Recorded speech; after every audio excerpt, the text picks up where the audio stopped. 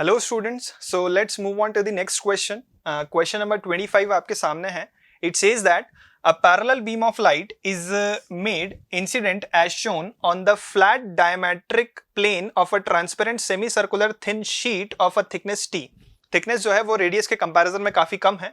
Of refractive index mu is equal to √2 at an angle of 45 degrees. As a result of refraction, the light enters the semicircular sheet and comes out at its curved surface. तो वो curved surface से light जो है वो वापस से बाहर निकलती है. तो आपको उसके डिफरेंट ऑप्शंस यहाँ पर दिए गए हैं. देखिए हमको क्या क्या ऑप्शंस यहाँ पर दिए गए हैं. पहला ऑप्शन अगर हम लोग यहाँ पर देखें तो light rays come out at the curved surface for values of theta in the range 75 degrees to 165 degrees. तो आपके थीटा का जो रेंज है यहाँ पर अगर 75 से 165 के बीच में है तो लाइट रे जो है वो कर्व सरफेस से बाहर निकलेगी. अब यहाँ पर बेसिकली थीटा क्या है उसके बारे में अगर हम लोग यहाँ पर बात करें तो देखिए थीटा अपने को यहाँ पर एक जनरल एंगल फॉर्म करके दिया गया है. लेट्स से कि आपका ये एक लाइट रे हम लोगों ने यहाँ पर कंसिडर किया कि ये आपका इंसिडेंट रे है, फिर उसके बाद ये रिफ्रैक्टेड रे है, फिर उसके बाद ये रिफ्रैक्टेड रे जो है वो कर्व्ड सरफेस पे आपकी इंसिडेंट हो रही है. तो कर्व्ड सरफेस का अगर मैं नॉर्मल ड्रॉ करूं तो ये देखिए मैंने कर्व्ड सरफेस का बेसिकली रेडियस यहाँ पे ड्रॉ कर दिया, वही उसका नॉर्मल होगा. तो वो जो रेडियस है बेसिकली या नॉर्मल जो है कर्व्ड सरफेस पे पॉइंट ऑफ इंसिडेंस पे जो नॉर्मल है वो नॉर्मल ये आपके वर्टिकल डायामीटर AB के साथ कितना एंगल पे है वो आपका एंगल जो है वो थीटा के फॉर्म में यहां पर रिप्रेजेंट किया गया है. थीटा क्या है वापस से बता देता हूं मैं. पॉइंट ऑफ इंसिडेंस पे जो नॉर्मल आपका बनेगा वो नॉर्मल वर्टिकल डायामीटर AB के साथ कितना एंगल फॉर्म कर रहा है वो आपको यहां पर थीटा के फॉर्म में रिप्रेजेंट करके दिया गया है. तो थीटा का वैल्यू या थीटा का रेंज अपने को कैलकुलेट करना है जिसके लिए लाइट रे कर्व्ड सरफेस से क्या करे बाहर निकले, मतलब कि उनका TIR ना हो, उनका रिफ्रैक्शन हो जाए. तो यहां पर अगर हम लोग डायग्राम बना करके देखें तो देखिए हम लोग डायग्राम किस तरीके से यहां पर फॉर्म कर सकते हैं. अगर अपने को यहां पर डायग्राम के थ्रू देखना है कि यहां पर कर्व्ड सरफेस के थ्रू रिफ्रैक्शन कब कब होगा, थीटा का क्या रेंज यहां पर रहेगा, तो देखिए ये मैंने यहां पर एक आपका सेटअप क्रिएट कर दिया जो आपको दिया गया है क्वेश्चन में. ये O पॉइंट है आपका. अब यहां पर ऊपर में एक लाइट रे कंसीडर कर ले रहा हूं 45 डिग्रीज के एंगल पे जो इस तरीके से इंसिडेंट हो रही थी. तो ये 45 डिग्रीज के एंगल पे लाइट रे आपकी इंसिडेंट हुई. अच्छा, सबसे पहले तो हम लोग यहां पर क्या करते हैं, एंगल ऑफ रिफ्रैक्शन कैलकुलेट करके लाते हैं कि कितने एंगल पे लाइट रे जो है वो इस मीडियम में एंटर की होगी. बाहर का रिफ्रैक्टिव इंडेक्स हम लोग 1 कंसिडर कर ले रहे हैं, यहां का रिफ्रैक्टिव इंडेक्स भी हम लोग 1 ले रहे हैं. तो यहां पर अगर एंगल ऑफ रिफ्रैक्शन में देखूं तो वो हो जाएगा आपका 1 into sine 45 degrees, Snell's law हम लोग लगा रहे हैं, is equal to √2 into sine R. यहां से अगर आप देखेंगे तो आर का वैल्यू जो है वो आपका 30 डिग्रीज निकल करके आता है. तो आर का वैल्यू अगर आपका यहां पर 30 डिग्री निकल करके आ रहा है मतलब कि ये लाइट रे जो है वो नॉर्मल के साथ यहां पे 30 डिग्री के एंगल पे कुछ इस तरीके से एंटर की होगी. अब इसके बाद ये लाइट रे जो है आपकी वो कर्व सरफेस पे इंसिडेंट कर रही है. तो कर्व सरफेस पे जब ये लाइट रे इंसिडेंट कर रही है तो कर्व सरफेस पे हम लोग नॉर्मल बनाते हैं पॉइंट ऑफ इंसिडेंस पे. तो पॉइंट ऑफ इंसिडेंस पे जो नॉर्मल हम लोग कर्व सरफेस के लिए बनाएंगे वो कुछ इस तरीके से फॉर्म होगा. अब वो नॉर्मल यहां पर बेसिकली ये वर्टिकल डायमीटर AB के साथ कितने एंगल पर है वो थीटा आपको यहां पर बना करके दिया गया है, मतलब कि ये वाला एंगल बेसिकली जो है ये थीटा आपका रहेगा. अब यहां पर मैंने ये लिमिटिंग केस अगर मैं कंसीडर कर लूं, लिमिटिंग केस का क्या मतलब है कि ये लाइट रे जो आपकी इंसिडेंट हुई है अगर ये एंगल ऑफ इंसिडेंस इसका ये वाला जो एंगल है बेसिकली ये एंगल ऑफ इंसिडेंस अगर क्रिटिकल एंगल के बराबर हो जाए, इसको मैं यहां पर लिख देता हूं कि ये एंगल ऑफ इंसिडेंस अगर आपका क्रिटिकल एंगल के बराबर हो जाए तो आपका लाइट रे यहां पर जो है वो नॉर्मल से 90 डिग्री पे बाहर आएगा. ठीक है, अब यहां पर ये थीटा का लिमिटिंग वैल्यू होगा क्योंकि अगर आप इससे भी ज्यादा थीटा को इंक्रीज करेंगे तो ऑब्वियस सी बात है फिर आपके लाइट रे का TIR होगा. अच्छा, इसी तरीके से अगर हम लोग नीचे एक लाइट रे ले लें 45 डिग्रीज के आपका एंगल ऑफ इंसिडेंस है, तो 45 डिग्रीज का आपका अगर एंगल ऑफ इंसिडेंस है तो लाइट रे जो है वो रिफ्रैक्ट होकर के कुछ इस तरीके से इंसिडेंट होगी कर्व्ड सरफेस पे. कर्व्ड सरफेस पे पॉइंट ऑफ इंसिडेंस पे अगेन मैंने ये नॉर्मल ड्रॉ कर दिया और नॉर्मल ड्रॉ करने के बाद यहां से भी मैं एंगल ऑफ इंसिडेंस अगर आपका क्रिटिकल एंगल के बराबर ले लूं तो लाइट रे जो है वो रिफ्रैक्शन के बाद आपके नॉर्मल से कितने एंगल पे जाएगी, 90 डिग्री के एंगल पे जाएगी. ठीक है, तो ये लिमिटिंग केस हुआ. आपका ये जो बीच का रीजन होगा इसमें से लाइट रे जो है वो बाहर आएगी और बाकी जगहों से आपके लाइट रे का क्या होने वाला है, TIR होने वाला है. तो उसके करस्पॉन्डिंग अपने को थीटा कैलकुलेट करना था. तो एक नॉर्मल जो है ये आपका थीटा मैक्स बनेगा यहाँ पे ऊपर वाले नॉर्मल का, और ये नीचे वाले नॉर्मल का वर्टिकल डायमीटर से जो बनेगा उसको हम लोग बोल सकते हैं थीटा मिनिमम. तो अपने को थीटा मैक्स और थीटा मिनिमम का वैल्यू यहाँ पर कैलकुलेट करके लाना है। अच्छा, ये क्रिटिकल एंगल है। अब यहाँ पर हम लोग बात कर लेते हैं ट्राइंगल में। आप देखिए, अगर वो क्रिटिकल एंगल है, ये एंगल ऑफ रिफ्रैक्शन हम लोग 30 डिग्री निकाल करके लाए थे, ये एंगल ऑफ रिफ्रैक्शन अगर हम लोग 30 डिग्री निकाल करके लाए थे, तो आप अगर देखेंगे ये वाला जो आपका एंगल होगा, ये वाला एंगल आपका कितना हो जाएगा, यहाँ पे 60 डिग्री हो जाएगा, क्योंकि ये वर्टिकल लाइन है और ये उसका नॉर्मल है। तो ओवरऑल एंगल आपका 90 है दोनों के बीच में, ये 30 हो गया, तो ये एंगल आपका 60 हुआ। ये एंगल अगर आपका 60 हुआ, ये आपका क्रिटिकल एंगल है। क्रिटिकल एंगल अगर हम लोग देखेंगे, मटेरियल का रिफ्रैक्टिव इंडेक्स आपको √2 गिवन है और इधर हम लोगों ने रिफ्रैक्टिव इंडेक्स 1 कंसीडर किया है। तो क्रिटिकल एंगल की वैल्यू अगर हम लोग देखें, theta C is equal to हो जाएगा आपका साइन इनवर्स, यहां का रिफ्रैक्टिव इंडेक्स अगर 1 है तो 1 डिवाइडेड बाय √2, यानी कि क्रिटिकल एंगल आपका निकल करके आ गया 45 डिग्रीज। तो 45 डिग्रीज अगर आपका यहां पर क्रिटिकल एंगल निकल करके आया, तो आप देखो ये वाला एंगल आपका 60, ये आपका 45, अपने को ये थीटा मिनिमम चाहिए, ये वाला, तो वो 180 माइनस इन दोनों का सम, तो वो अगर मैं निकालूं तो वो हो जाएगा 180 माइनस 60 प्लस 45। अगर आप कैलकुलेट करके देखेंगे तो 60 प्लस 45 आपका कितना हो जाएगा, 105 डिग्री, और 180 में से 105 अगर आप माइनस करेंगे तो ये आपका 75 डिग्री। तो थीटा मिनिमम का वैल्यू तो आपका यहां पर 75 डिग्री निकल करके आ गया। इसी तरीके से अब अपने को क्या कैलकुलेट करना है, थीटा मैक्सिमम कैलकुलेट करना है। तो थीटा मैक्सिमम अगर आपको कैलकुलेट करना है तो आप यहां पर देखिए, ये वाला एंगल होगा आपका 90 डिग्री, ये एंगल आपका 30 डिग्री निकल करके आया है, तो 90 प्लस 30 कितना हो गया आपका, एक तरीके से 120 डिग्री। और 120 में आप यहां पर अगर देखेंगे तो आप ये आपके ट्रायंगल में अगर आप देखें, मैं आपको एक ट्रायंगल यहां पे ड्रॉ करके दिखा सकता हूं जिससे हम लोग थीटा मैक्स कैलकुलेट कर सकते हैं। ये देखिए, ये एक ट्रायंगल बन रहा है आपका, तो ये ट्रायंगल में जो थीटा मैक्स है आपका, थीटा मैक्स मतलब कि ये वाला एंगल जो है आपका, ये 90 प्लस 30 मतलब कि ये ओवरऑल एंगल जो है ये कितना बनेगा आपका, 120 डिग्री बनेगा। और 120 और प्लस आपका ये जो है यहां पर, ये वाला आपका होगा एंगल ऑफ इंसिडेंस, यानी कि ये थीटा सी क्रिटिकल एंगल जो कि 45 डिग्रीज के बराबर है। तो 120 प्लस 45 यानी कि 165। तो थीटा मैक्स जो है वो आपका किसके बराबर होना चाहिए, वो दोनों इंटीरियर एंगल के सम के बराबर हो जाएगा, तो वो हो जाएगा आपका 165 डिग्रीज। तो यहां से अगर अपन ऑप्शन ए देखें तो ऑप्शन ए में अपने को यही पूछा गया है कि जो थीटा का रेंज है वो 75 से 165 के बीच में होगा, जो कि सही बात है। ऑप्शन बी पे हम लोग आ जाते हैं। यहाँ पे ऑप्शन बी में आपको बोला गया है the range of theta is independent of angle of incidence. जो थीटा का रेंज है बेसिकली वो एंगल ऑफ इंसिडेंस से इंडिपेंडेंट है, ऐसा आपको यहां पर पूछा जा रहा है।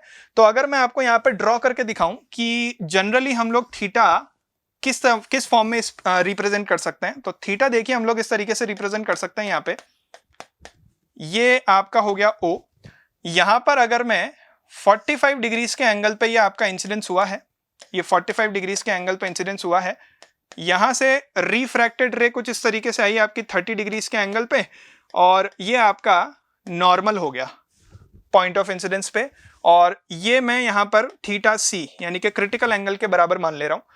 तो क्रिटिकल एंगल के बराबर अगर मैं मान ले रहा हूं यहां पे, अब आपका थीटा एंगल जो है, थीटा एंगल कौन सा वाला है, थीटा एंगल आपका ये वाला है, ठीक है। तो थीटा एंगल अगर आपका ये वाला है, अच्छा एंगल ऑफ रिफ्रैक्शन जो है उसको आप 30 डिग्री ना माने, यहां पर आर लिख दें, एक काम करें, क्योंकि आपको यहां पर एंगल ऑफ इंसिडेंस नहीं गिवन ना, तो एंगल ऑफ इंसिडेंस नहीं गिवन तो फिर हम लोग जनरलाइज फॉर्म में ये एंगल ऑफ रिफ्रैक्शन को हम लोग आर लिख देते हैं। ये वाला एंगल आपका 90 डिग्री होगा। तो यहां पर आप सोच करके देखिए कि जो थीटा का वैल्यू है, थीटा का वैल्यू कितना निकल करके आएगा, 90 plus R plus theta C, 90 plus R plus theta C. अब आप यहां पर अगर थोड़ा सा ध्यान दें तो आपको क्या बोला गया है, एंगल ऑफ इंसिडेंस से इंडिपेंडेंट होगा। अगर आपके मटेरियल का, ये मटेरियल का रिफ्रैक्टिव इंडेक्स अगर फिक्स्ड है, मतलब कि क्रिटिकल एंगल तो फिक्स है। अब क्रिटिकल एंगल अगर फिक्स है तो ठीक है, थीटा सी तो कांस्टेंट हो गया, लेकिन आप एंगल ऑफ इंसिडेंस अगर चेंज करेंगे तो आर चेंज होगा, और आर चेंज होगा तो थीटा भी बदल जाएगा। तो ये ऑप्शन जो है ये आपका इनकरेक्ट होगा, क्योंकि इसमें आपको बोला गया है इंडिपेंडेंट है एंगल ऑफ इंसिडेंस से, तो ये ऑप्शन आपका हो जाएगा यहां पर गलत।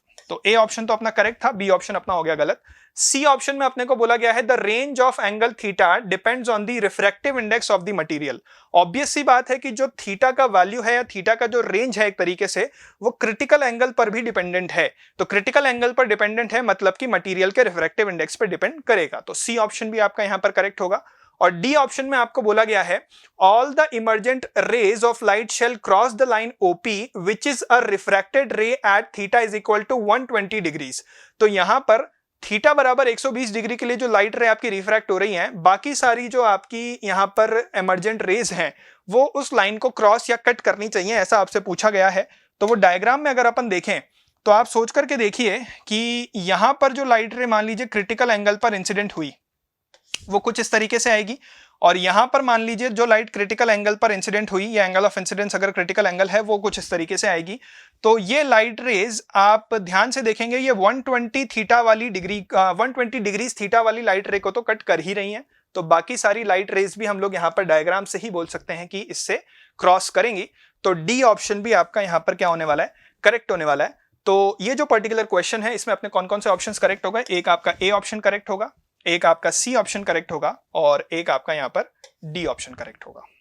तो अगला क्वेश्चन है 26 नंबर। 26 नंबर में देखिए अपने को क्या दिया गया है, a certain rod of uniform area of cross section A which is given to you as 1 centimetre square with its length 2 metre is thermally insulated on its lateral surface. The thermal conductivity of the material of rod varies with temperature T as K is equal to alpha upon temperature. मतलब कि आपका जो thermal conductivity है material का वो constant नहीं है, वो टेम्परेचर के फंक्शन के फॉर्म में आपको गिवन है और वो टेम्परेचर के इनवर्सली प्रोपोर्शनल है। यहाँ पर अल्फा आपको है कांस्टेंट गिवन और the two ends of the rod are maintained at temperature of 90 degree centigrade and 10 degree centigrade. जो रॉड के दोनों एंड्स हैं वो 90 डिग्री सेंटीग्रेड और 10 डिग्री सेंटीग्रेड पर मेंटेन्ड है। द करेक्ट ऑप्शंस आर, आपको इसमें से करेक्ट ऑप्शंस जो हैं वो पिक करने हैं कि कौन कौन से आपके ऑप्शंस यहाँ पर सही होंगे। तो आपको देखिए पहले ऑप्शन में बोला गया है the temperature at 50 centimetre from the colder and is 17.32 degree centigrade. Temperature of 50 centimeter from the hotter end is 51.96 degree centigrade. The rate of heat flow per unit area of cross section of the rod is 1.1 alpha. और last option में आपको बोला गया है temperature gradient is numerically higher near the hot end compared to the near the cold end। ठीक है, तो ये सारे ऑप्शंस अपने को यहाँ पर गिवन है।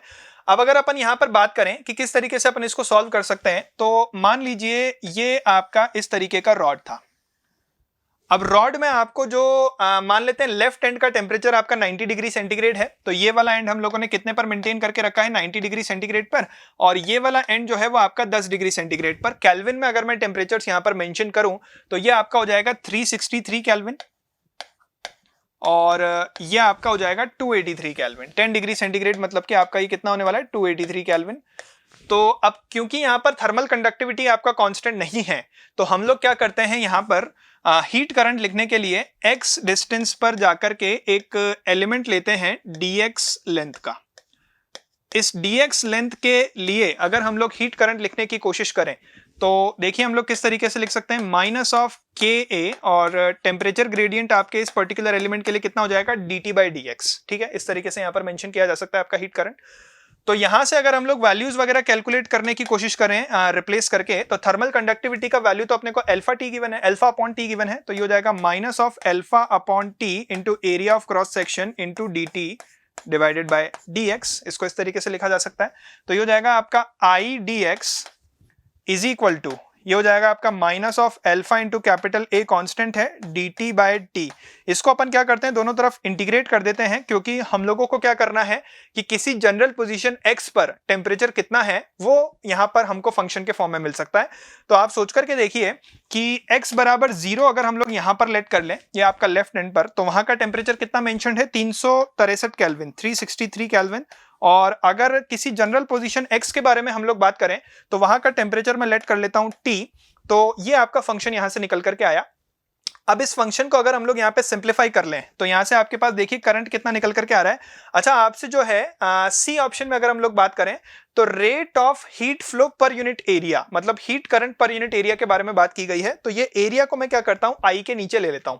तो यहां पर आप देखिए आपके पास फंक्शन क्या बन रहा है I upon A is equal to, यहां पर आप जब लिमिट पुट करेंगे तो नेगेटिव साइन हम लोग अंदर एब्जॉर्ब कर लेंगे ln की लिमिट पुट करने में, dt अपॉन t का इंटीग्रेशन ln t होगा। तो यहां से आपको जो फंक्शन मिलेगा वो देखिए किस तरीके से आपको मिल रहा है, ये आपको मिलेगा alpha upon x into ln of, यहां पर आपका ये बनेगा नेगेटिव साइन एब्जॉर्ब करने के बाद 363 डिवाइडेड बाय टेम्परेचर t। ये आपके पास यहां पर फंक्शन निकल करके आया किसी भी जनरल पोजीशन x पर टेम्परेचर और ये हीट करंट में आपके पास रिलेशन है। अब हम जानते हैं कि रॉड का लेंथ अपने को कितना गिवन है। रॉड का लेंथ आपको यहाँ पर 2 मीटर्स गिवन है और आपको जो एंड है यहाँ पर दूसरा एंड जो है आपका राइट वाला एंड जो है उसका टेम्परेचर आपको 283 केल्विन्स गिवन है। तो अगर मैं इस एक्सप्रेशन में x का वैल्यू 2 मीटर पुट कर दूं तो t का वैल्यू कितना आना चाहिए, 283 केल्विन यहां पर निकल करके आना चाहिए। तो यहां से आप देखिए I अपॉन a का वैल्यू जो है वो आ जाएगा आपके पास alpha upon 2 multiplied by ln of 363 divided by 283।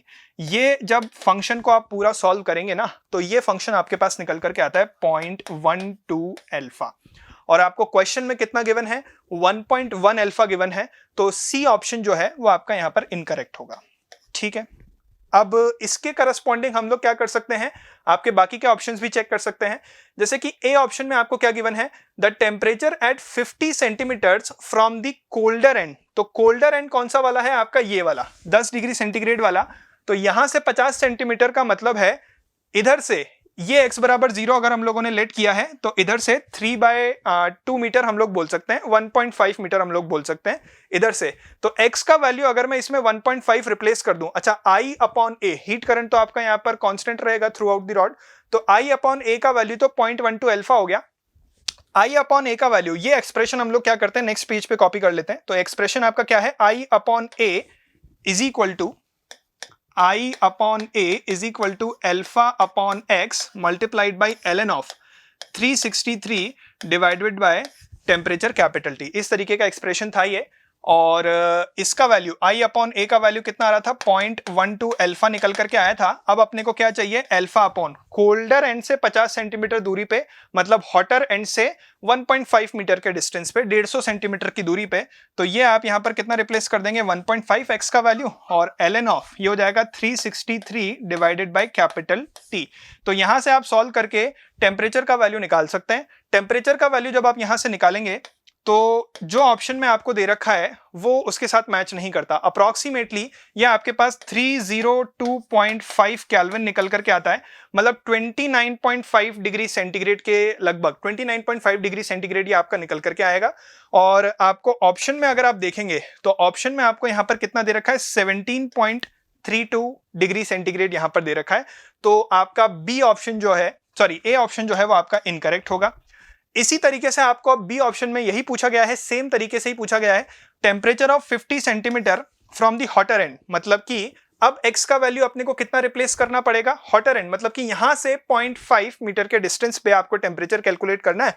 तो उसका एक्सप्रेशन भी अगर मैं आपको यहां पर बना करके दे दूं, उसका एक्सप्रेशन देखिए आपको अगर यहां पर बना करके दिया जाए तो I अपॉन a का वैल्यू तो 0.12 अल्फा हो गया आपका, फिर is equal to alpha upon x का वैल्यू 0.5 और ये हो जाएगा आपका ln of 363 divided by temperature T। इसको T1 बोल दो, लेट से इसको T2 बोल दो। ये x इज इक्वल टू 1.5 का टेम्परेचर हो गया और ये x इज इक्वल टू 0.5 का टेम्परेचर हो गया। ये वैल्यू भी जब आप निकाल करके देखेंगे, यहां से देखिए आपका अल्फा कैंसिल आउट हो जाएगा और आपके पास क्या बचेगा, ln of 363 divided by T2 is equal to ये हो जाएगा 0.12 इंटू 0.5। ये एक्सप्रेशन आपके पास बच रहा है। तो यहां से आप जब इसको कैलकुलेट करके देखेंगे T2 को, तो वो भी आपके ऑप्शन में जो गिवन वैल्यू है उसके साथ मैच नहीं करता। ये आपको 51.96 डिग्री सेंटीग्रेड गिवन है, उसके साथ ये भी मैच नहीं करेगा, तो अलग ही वैल्यू निकल करके आएगी। तो ये बी ऑप्शन भी आपका यहां पर क्या हो जाता है, इनकरेक्ट हो जाता है। लास्ट ऑप्शन पे अगर हम लोग यहां पर बात करें, the temperature gradient is numerically higher near the hot end compare that near the cold end. Temperature gradient मतलब कि dt बाई dx के बारे में वो बात कर रहे हैं। तो dt बाई dx के बारे में अगर हम लोग यहां पर बात करें तो हीट करंट जो है I इज इक्वल टू होता है आपका माइनस ऑफ के ए इंटू dt बाई dx। ये कुछ इस तरीके से रिप्रेजेंट किया जाता है। यहाँ पे k जो है थर्मल कंडक्टिविटी जो है वो अल्फा अपॉन टेम्परेचर के फॉर्म में आपको यहां पर गिवन है। तो मैं यहां पर क्या बोल सकता हूं, dt बाई dx जो है वो क्या है, एक तरीके से is directly proportional to 1 upon thermal conductivity.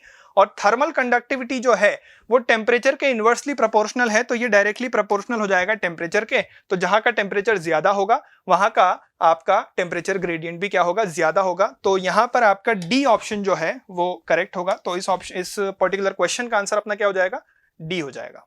तो अगला क्वेश्चन ये रहा आपके सामने, क्वेश्चन नंबर 27 में देखिए अपने को क्या गिवन है, positronium is a short-lived bound state of an electron and a positron, where positron is a positively charged particle with mass and charge equal in magnitude to an electron revolving around their common centre of mass. मतलब कि आपके पास एक electron है, एक positron है, और वो अपने सेंटर ऑफ मास के अराउंड यहां पर रिवॉल्व कर रहे हैं। और उसके बाद आपको बोला गया है if E nought, V nought and A nought are respectively the ground state energy, the orbital speed of electron in the first orbit and the radius of the first n is equal to 1 Bohr orbit for hydrogen atom, the corresponding quantities E, V and A for the positronium are। Hydrogen atom के लिए अपने को यहां पर क्या दे रखा है, ग्राउंड स्टेट की एनर्जी दे रखी है, ग्राउंड स्टेट में आपके इलेक्ट्रॉन का स्पीड दे रखा है फर्स्ट ऑर्बिट के लिए n is equal to 1 के लिए, और आपको फर्स्ट ऑर्बिट की यहां पर रेडियस गिवन है। तो आपसे यहां पर पूछा जा रहा है कि पॉजिट्रॉनियम के लिए यहां पर जो है वो quantities E nought, V nought और ए नॉट के टर्म्स में क्या निकल करके आती हैं, वो आपने को यहां पर कैलकुलेट करके बताना है। तो यहां पर अगर हम लोग पॉजिट्रॉनियम की बात करें तो पॉजिट्रॉनियम बेसिकली यहां पर अनस्टेबल स्टेट रहती है, और ये हाइड्रोजन लाइक ही आप इसको कंसिडर कर सकते हैं। तो हाइड्रोजन लाइक ही अगर हम लोग इसको यहां पर कंसिडर करें तो हाइड्रोजन के लिए अगर हम लोग बात करें तो देखिए क्या होता है, ई नॉट जो है वो आपका होता है -13.6 Z²/n²। लेकिन आपने पढ़ा होगा ये जब हम लोग टर्म कैलकुलेट करते हैं तो इसमें हम लोग न्यूक्लियस के मोशन को कंसिडर नहीं करते। अगर हम लोग न्यूक्लियर बोर मॉडल में अगर हम लोग न्यूक्लियस के मोशन को भी कंसिडर करें तो जो आपका एनर्जी nth ऑर्बिट का जो एनर्जी आपका निकल करके आता है वो देखिए किस तरीके से रिप्रेजेंट किया जाता है। वो आपका रिप्रेजेंट किया जाता है -13.6 Z²/n² इनटू यहां पर आपका आ जाता है reduced mass upon mass of electron. और रिड्यूस्ड मास बेसिकली क्या होता है आपका m1 m2 upon m1 plus m2। यहां पर एक तरीके से m1 मतलब कि इलेक्ट्रॉन का मास ले लीजिए आप m1, और m2 आप न्यूक्लियस का मास ले सकते हैं। आप ऐसा समझते हैं कि न्यूक्लियस और इलेक्ट्रॉन जो है वो अपने कॉमन सेंटर ऑफ मास के अराउंड अगर रिवॉल्व कर रहे हैं तो फिर nth लेवल का जो एनर्जी है वो इस तरीके से यहां पर रिप्रेजेंट किया जाता है। और आपको पॉजिट्रॉनियम में सेम चीज कंसिडर करनी है, मतलब कि जो आपका पॉजिट्रॉन है और इलेक्ट्रॉन है दोनों ही अपने कॉमन सेंटर ऑफ मास के अराउंड रिवॉल्व कर रहे हैं, ये अपने को कंसिडर करना है यहाँ पे। तो देखिए अगर अपन ये कंसिडर करें कि आपके पास ये कुछ इस तरीके का ऑर्बिट है, और इस ऑर्बिट में अगर अपन बात करें तो ये आपके पास यहाँ पर पॉजिट्रॉन है, यहाँ पर आपके पास ये इलेक्ट्रॉन है, ये उनका कॉमन सेंटर ऑफ मास, और कॉमन सेंटर ऑफ मास के अराउंड जो है वो दोनों यहाँ पर रिवॉल्व कर रहे हैं। तो कॉमन सेंटर ऑफ मास के अराउंड अगर दोनों यहाँ पर रिवॉल्व कर रहे हैं तो nth लेवल का जो एनर्जी है हाइड्रोजन के लिए अगर मैं ई नॉट का वैल्यू देखूंगा तो वो कितना हो जाएगा, -13.6 हो जाएगा, क्योंकि आपका Z का वैल्यू भी 1 हो जाएगा, इनका वैल्यू भी 1 हो जाएगा। फर्स्ट ऑर्बिट के लिए बोला है आपको इलेक्ट्रॉन वोल्ट में। और अगर इसके लिए मैं बात करूंगा तो इसके लिए अगर मैं उसको ई डैश बोल दूं तो वो हो जाएगा आपका -13.6, और यहां पर भी आपको सेम ऑर्बिट के लिए ही पूछा गया है, लेकिन यहां पर सिर्फ और सिर्फ एक टर्म आपका नया निकल करके आ जाता है, mu upon mass of electron. अच्छा, यहां पर म्यू जो है वो रिड्यूस्ड मास है, तो रिड्यूस्ड मास अगर आप यहां पर निकालेंगे तो पॉजिट्रॉन भी इलेक्ट्रॉन के जितना ही मास यहां पर रखता है, तो रिड्यूस्ड मास आपका देखिए m × m divided by 2m, तो ये आपका m/2 निकल करके आएगा। रिड्यूस्ड मास अगर आपका यहां पर m/2 निकल करके आया तो ऑब्वियस सी बात है यहां पर ये जो आपका फैक्टर है ये इलेक्ट्रॉन के मास का हाफ आया, तो ये आपका जो फैक्टर है ये कितना निकल करके आ जाएगा, E0/2। तो मतलब कि पॉजिट्रॉनियम के लिए जो एनर्जी है वो तो आपके हाइड्रोजन एटम से हाफ हो जाती है फर्स्ट ऑर्बिट के लिए। तो यहां पर अगर हम लोग ऑप्शन देखें तो ए ऑप्शन आपको यहां पर करेक्ट दिख रहा होगा कि एनर्जी जो है वो आपकी हाफ हो जाएगी। उसके बाद रेडियस के बारे में अगर हम लोग यहां पर बात करें तो आपने अगेन पढ़ा होगा कि रिड्यूस्ड मास अगर हम लोग यहां पर कंसिडर करें, मतलब कि न्यूक्लियस के मोशन को अगर कंसिडर किया जाए तो रेडियस यहां पर जो है वो किस फैक्टर से यहां पे बदल जाती है, तो रेडियस आपकी हो जाती है 0.529 मल्टीप्लाइड बाई वो होती है आपकी n²/z, और वो me/μ इस फैक्टर से यहां पर चेंज हो जाती है। रिड्यूस्ड मास आपने कितना निकाला था, इलेक्ट्रॉन के मास का हाफ, तो यहां पर जो है रेडियस अगर हाइड्रोजन एटम के लिए आपको A0 गिवन है तो ऑब्वियस सी बात है पॉजिट्रॉनियम के लिए वो कितनी हो जाएगी, यहां पर आपका डिनोमिनेटर में हाफ बनेगा, मतलब कि वो ट्वाइस हो जाएगी, तो वो 2A0 के बराबर होगी। तो आपका सी ऑप्शन करेक्ट होगा। तो आपके इस पर्टिकुलर क्वेश्चन में कौन कौन से आंसर हो जाएंगे अपने, ए और सी। तो चलिए नेक्स्ट क्वेश्चन की तरफ आगे बढ़ते हैं। क्वेश्चन नंबर 28 में देखते हैं क्या दे रखा है। क्वेश्चन नंबर 28 में अपने को गिवन है a thin double convex lens of radii of curvature r1 is equal to 20 centimetre and r2 is equal to 60 centimetre is made up of a transparent material of refractive index mu is equal to 1.5। Choose the correct options. यहाँ पे अपने को correct options जो है वो pick करने हैं।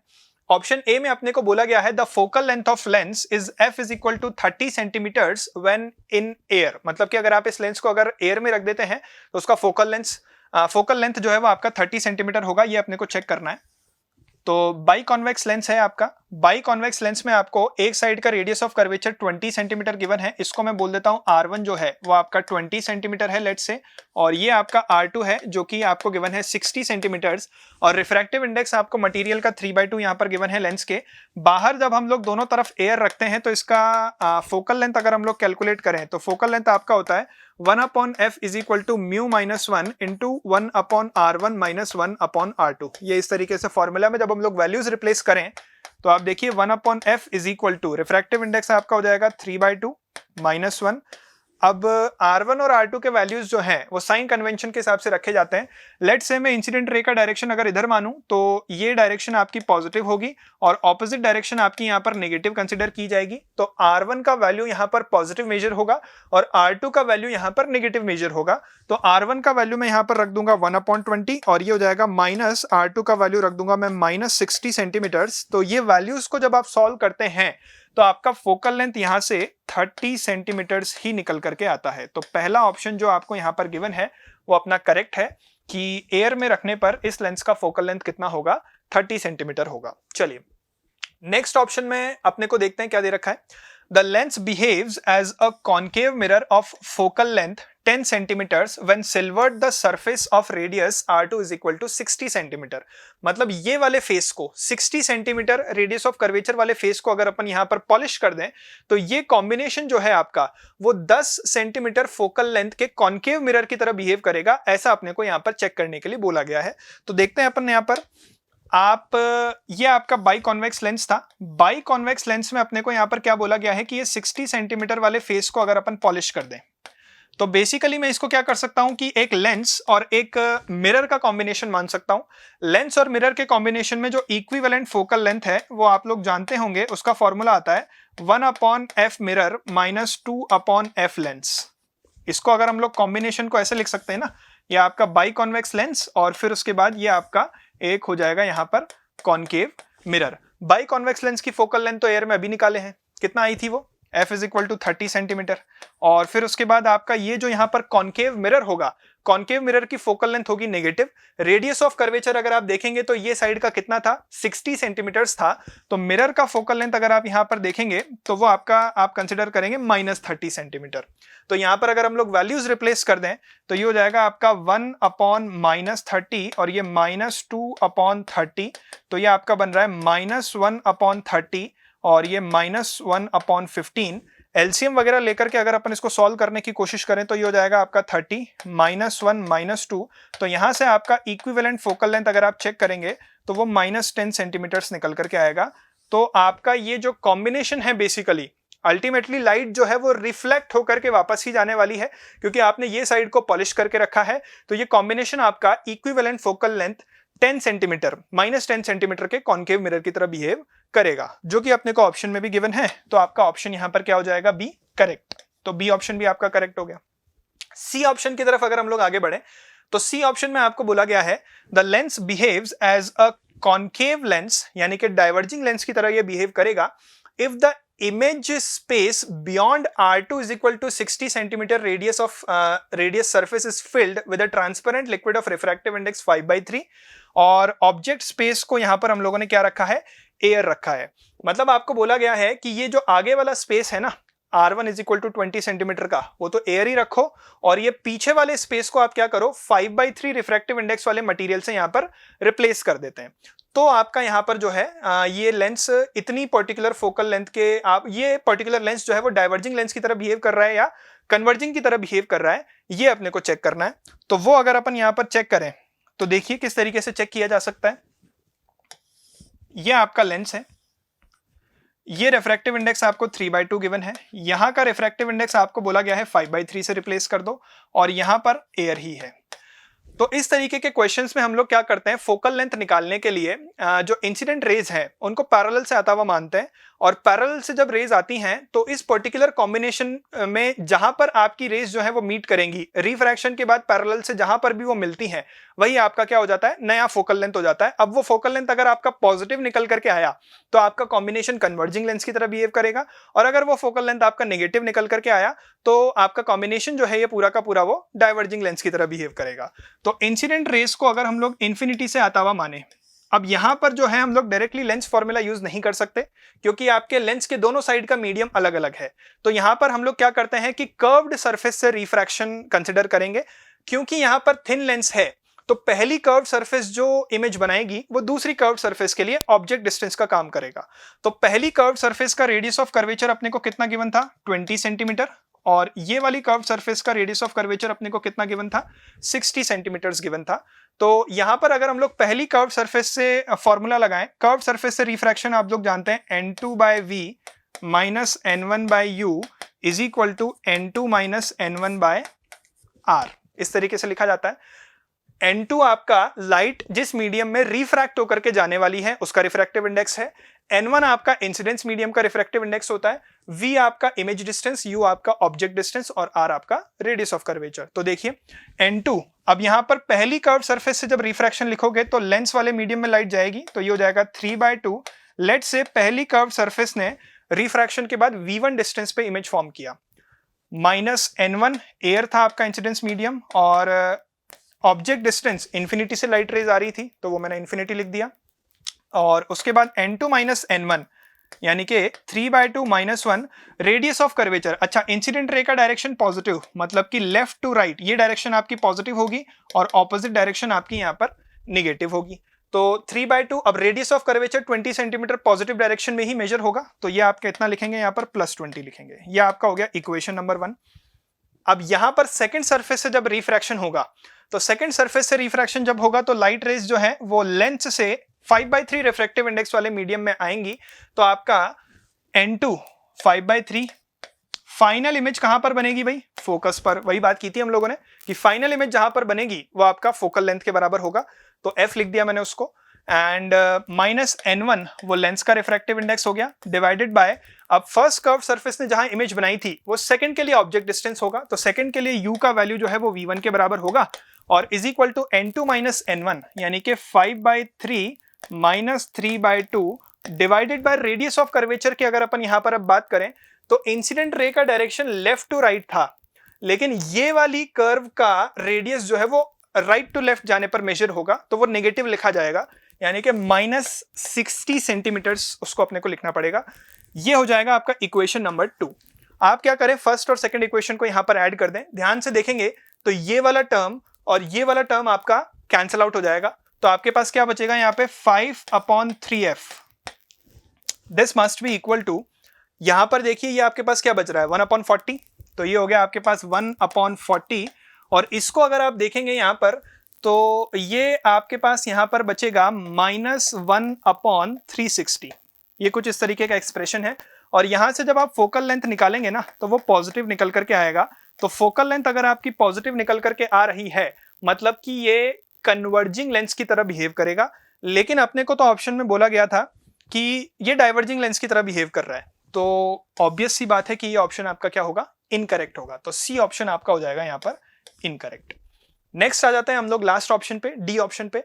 D option में देखिए आपको यहाँ पर क्या बोला गया है, a beam of rays incident parallel to principal axis focuses at 48 centimeters behind the lens if water mu is equal to 4/3 fills the entire space behind the surface of radius r2 is equal to 60 centimeter. The object space prior to surface of radius r1 is equal to 20 centimeter is air. वापस से same कहानी repeat करने को आपको बोला गया है, focal length आपको कैलकुलेट करने को बोला गया है। वही 60 सेंटीमीटर के पीछे वाला जो स्पेस है वहां का रिफ्रैक्टिव इंडेक्स अब 4/3 कर दिया उन्होंने, और आगे का एयर ही रखा है, तो आपसे फोकल लेंथ पूछी जा रही है कि फोकल लेंथ यहां पर कितनी निकल करके आएगी। तो फोकल लेंथ अगर हम लोग यहां पर निकालने की कोशिश करें तो देखिए किस तरीके से यहां पर हम लोग कैलकुलेट कर सकते हैं। ये आपका लेंस रिफ्रैक्टिव इंडेक्स आपका 3/2, यहां का रिफ्रैक्टिव इंडेक्स है एयर, यहाँ का रिफ्रैक्टिव इंडेक्स हो गया वाटर यानी कि 4/3। ये रेडियस ऑफ कर्वेचर है आपका 20 सेंटीमीटर, ये रेडियस ऑफ कर्वेचर है आपका यहाँ पर 60 सेंटीमीटर।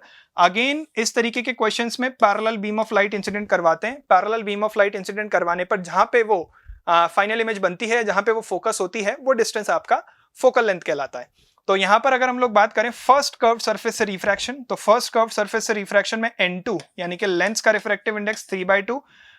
v अगर हम लोग यहां पर देखेंगे तो v1 डिस्टेंस पे मान लेता हूं मैं फाइनल इमेज बनाई है फर्स्ट कर्व सरफेस ने, माइनस n1 यानी कि air divided by incidence infinity से is equal to n2 minus n1 यानी कि वो हो जाएगा आपका 3/2 minus 1 divided by radius of curvature आपका पॉजिटिव मेजर होगा क्योंकि इंसिडेंट रेस के डायरेक्शन में ही मेजर हो रहा है, तो वो हो जाएगा आपका 20। ये हो गया आपका equation number 1। Second curve surface से जब रिफ्रैक्शन करेंगे तो पहली ने जो इमेज बनाई है वो सेकंड के लिए ऑब्जेक्ट का काम करेगी। तो सेकंड कर्व सरफेस से जब रिफ्रैक्शन मीडियम अगर देखेंगे तो वो वाटर यानी कि 4/3 फाइनल इमेज बनेगी आपकी फोकस पे। तो 4/3 upon F n2/v minus n1, n1 मतलब कि लेंस से इंसिडेंस हुआ है तो 3/2 डिवाइडेड बाय, अब जो इमेज डिस्टेंस थी पहली वाली के लिए, सेकंड के लिए ऑब्जेक्ट डिस्टेंस यानी कि v1 is equal to n2 minus n1 यानी कि 4/3 minus 3/2 divided by radius of curvature. अब नेगेटिव मेजर होगा क्योंकि इंसिडेंट रे के ऑपोजिट डायरेक्शन में मेजर किया जाएगा, तो वो हो जाएगा आपका -60 सेंटीमीटर। ये हो गया आपका इक्वेशन नंबर 2। दोनों को अगर अपन ऐड कर दें यहाँ पे तो देखिए अपने को क्या मिल रहा है, 4/3f इज इक्वल टू, यहां से देखिए ये अगेन आपका 1/40 हो गया, और फिर उसके बाद ये अगर अपन सॉल्व करेंगे तो ये हो जाएगा आपका प्लस ये हो जाएगा आपका यहाँ पर 8 minus 9 divided by 6 divided by -60। तो इसको जब आप सॉल्व करेंगे ना तो आपका फोकल लेंथ अल्टीमेटली यहाँ से 48 सेंटीमीटर्स निकल करके आएगा, जो कि आपको ऑप्शन में गिवन है। तो आपका डी ऑप्शन भी यहाँ पर करेक्ट होगा। तो डी ऑप्शन भी अपना करेक्ट। तो यहां पर इस पर्टिकुलर क्वेश्चन के आंसर्स क्या क्या हो जाएंगे अपने, ए, बी और डी ऑप्शंस करेक्ट होंगे।